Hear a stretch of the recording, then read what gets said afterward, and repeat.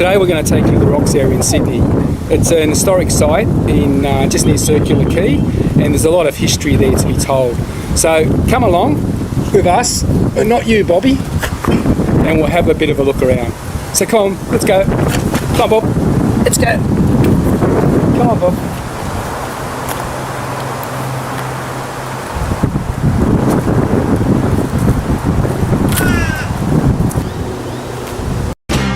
We are one, but we are many, and from all the lands on earth we come, we share a dream, and sing with one voice. I am, you are, we are Australia.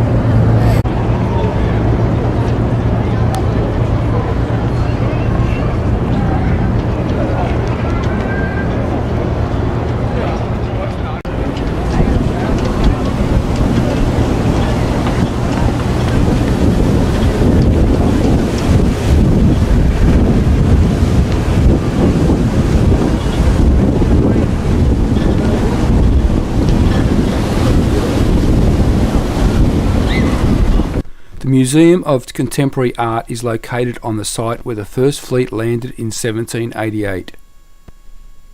11 ships that carried convicts and soldiers from Britain to Australia arrived here to establish a new colony.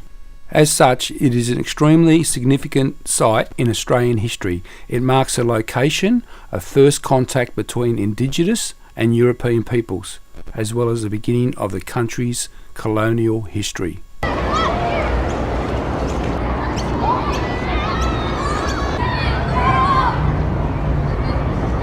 Built in 1816, Cadman's Cottage is one of only a handful of Sydney buildings that remain from the first 30 years of the colony.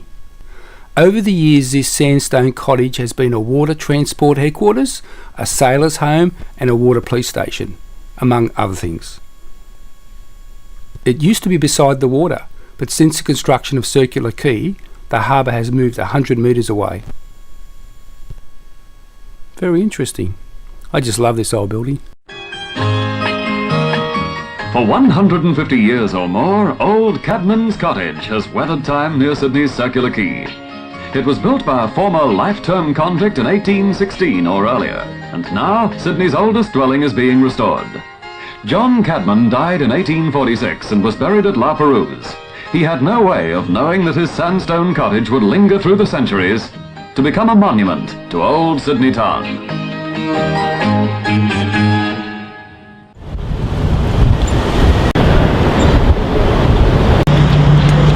Harbour Bridge.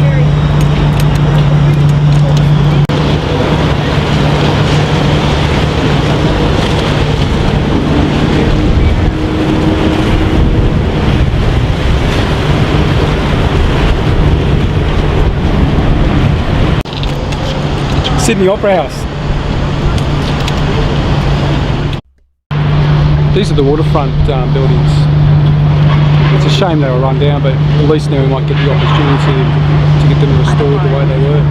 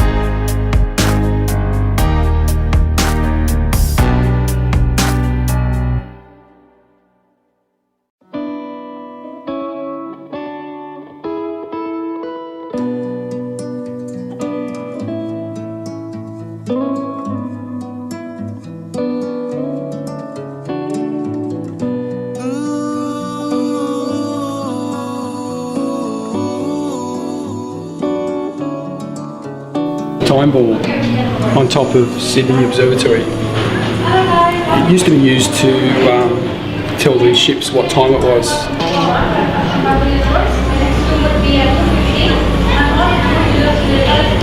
And what time does it drop, Jeff? It drops at 1 p.m. and all the ships in the harbour could calibrate their chronometers to make sure that they were all in sync.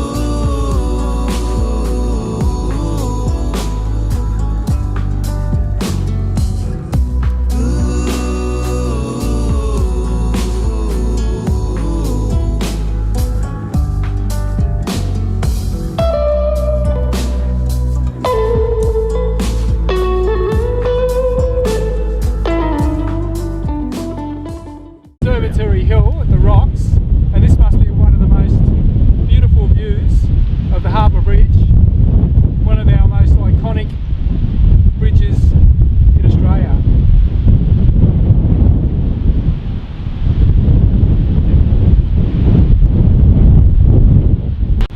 Sydney Observatory is the oldest observatory in Australia.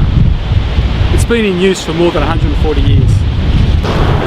The observatory was built in 1788 for the passing of Halley's Comet. Phillip was built to protect Sydney Harbour from a French invasion, but which never happened.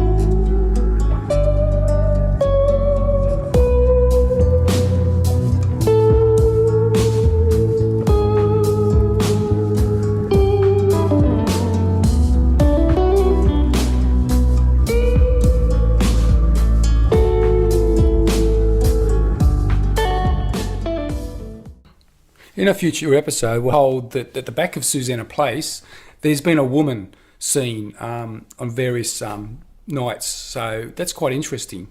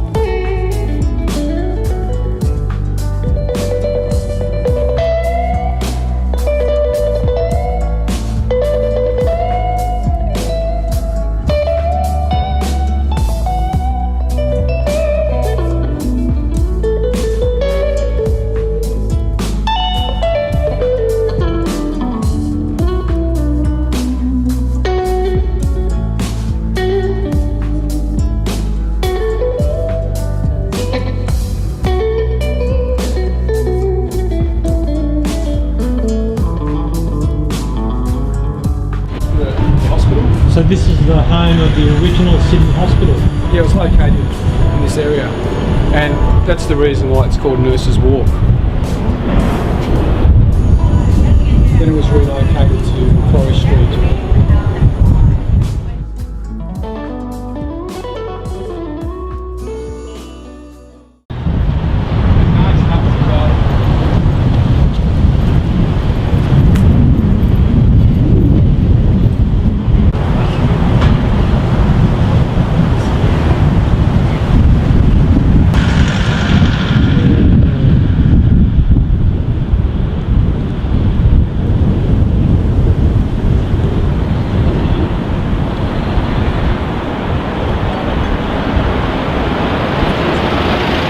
Was once riddled with laneways connecting one section and level to another.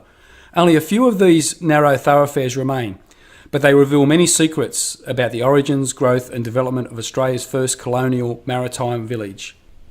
By the middle of the 19th century, gracious 2- and 3-storey homes boasting peacocks and deer in their gardens and sweeping views of the harbour dotted the higher ground, whilst below a maze of winding streets and narrow cobblestone lanes lined with rat-infested hovels, hotels, brothels, and warehouses were home to seafarers, cutthroats, prostitutes, and working families. However, that all changed in 1900 when the bubonic plague swept through Sydney.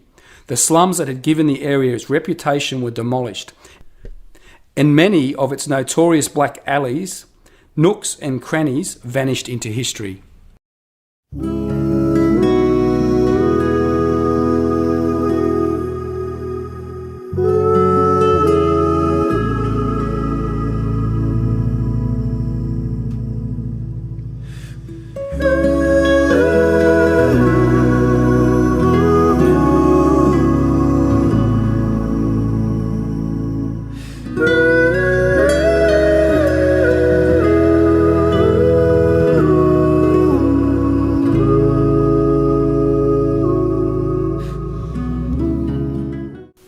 We are at the Russell Hotel, a unique example of a 19th century Queen Anne style hotel.